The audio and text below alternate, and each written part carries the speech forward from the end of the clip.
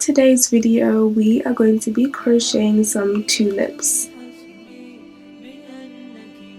So I have made tulips once, but that was a couple of months ago, and I don't remember how I made it. So in this video, I'm using someone else's pattern. So the materials that I used are this white yarn, this lovely green yarn, a 2.5mm hook, and a pair of scissors. So as I was saying, I don't remember how I made tulips before, so I had to go onto YouTube and look at a tutorial on how to make them. So I will link their video in the description box below, or I'll just write out their pattern and tag them in the description box below. But what is different between my pattern and her pattern is just the way that we assemble it, because I do not like sewing things that I know don't need to be sewn. So I'm going to show you an alternative way to assemble these tulips, because in her video she does sew them together and I just use hot glue, and I will teach you how to do that and near the end of the video. So I started off by crocheting all of the petals, and you're going to need 3 small petals and 3 large petals. So at the moment I am crocheting my first petal.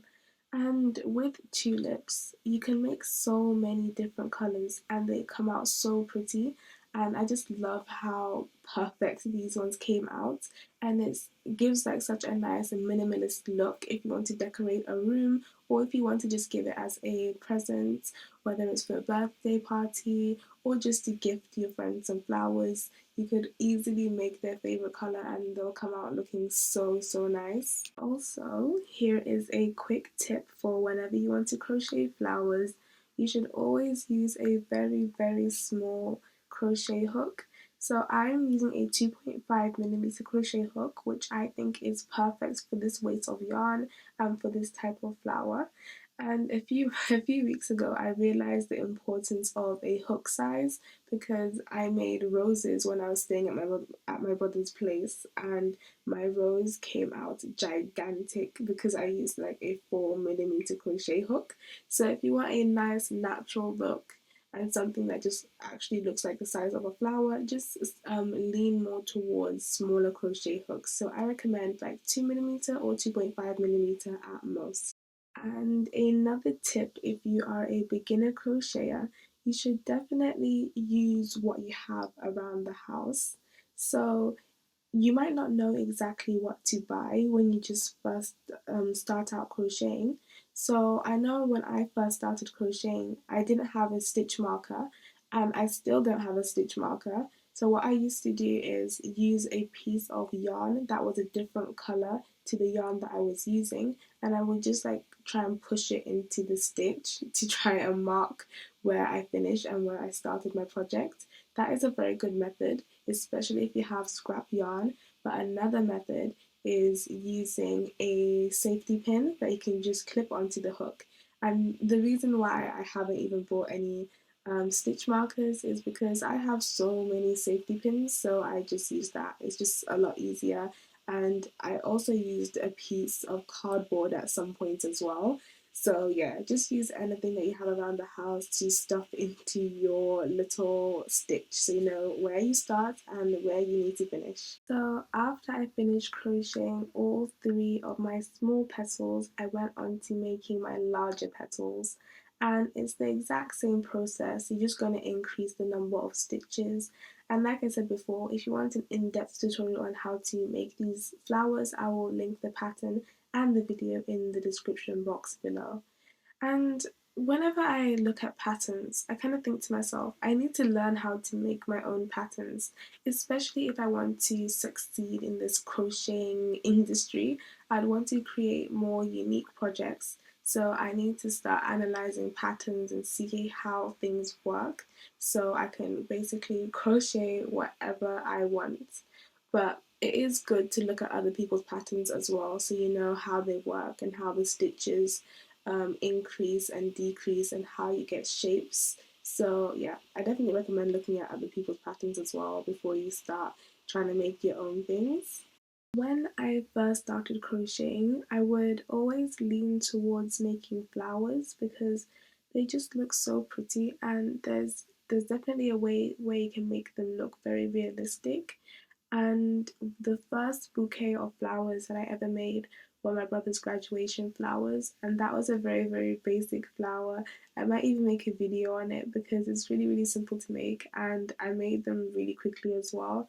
And it's definitely a really good beginner project. So I will write that idea down and see if I can film a video on how to make those flowers, because you didn't even need to make all the individual petals. All you had to do is crochet a long string of yarn and then roll it up, and then it will be in the shape of a flower.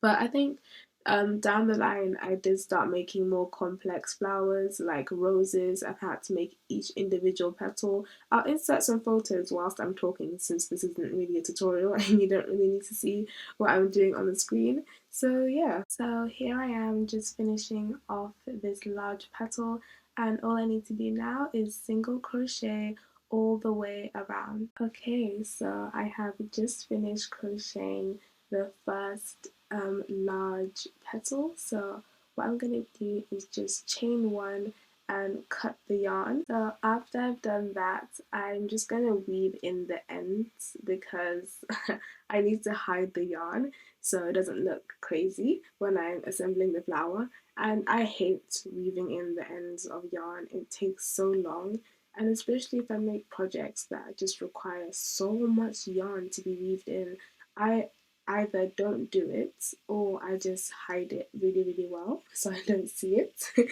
So after I crocheted all the big petals, I went ahead and crocheted a leaf.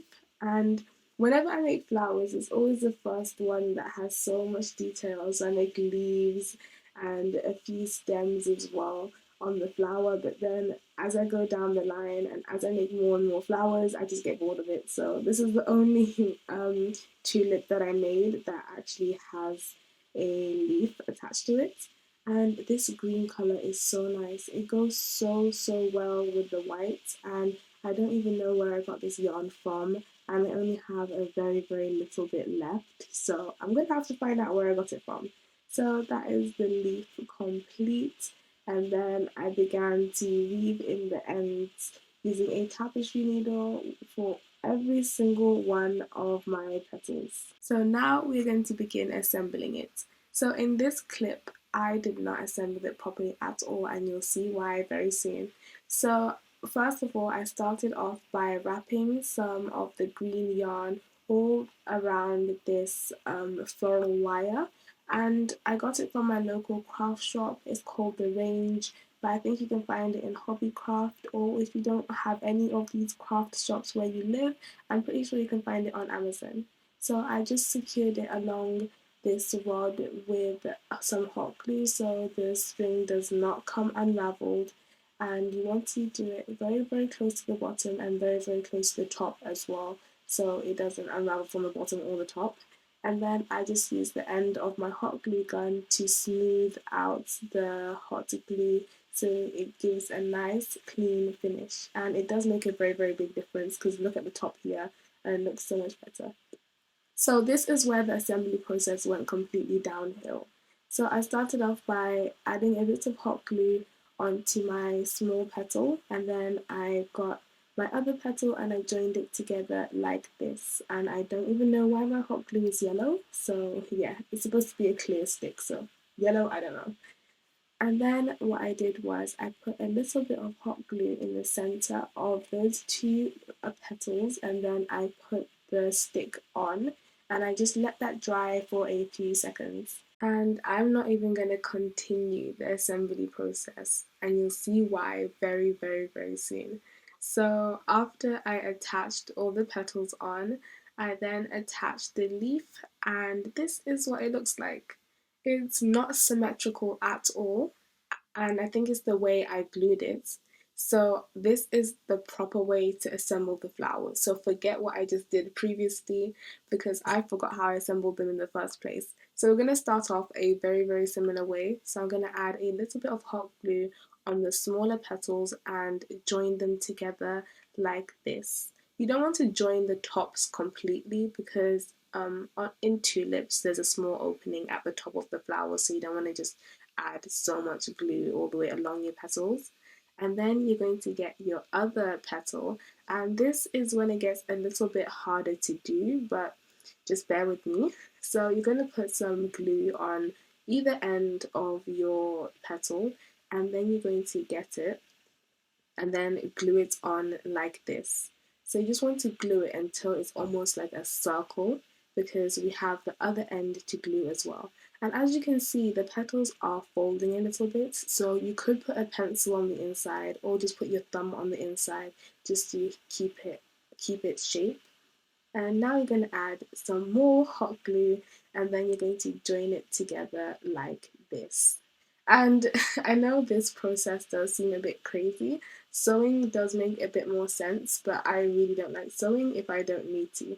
So I kind of came up with this assembly process myself. So next we're going to attach the stem. So we're going to add a generous amount of hot glue onto the stem, and you're going to add quite a lot because you want it nice and secure. You don't want your flower to just fall off the stem. And now what we're going to do is insert it into the bottom of our tulip and just try and press it together so there are no gaps. And I also turn it around as well so it picks up the fibers of the yarn and binds to the glue. That sounded very, very scientific, but yeah. Now we can start adding on the bigger petals. So to add it on, it's very easy. You just need to add 3 on, and I'm going to use hot glue as well to secure this into place.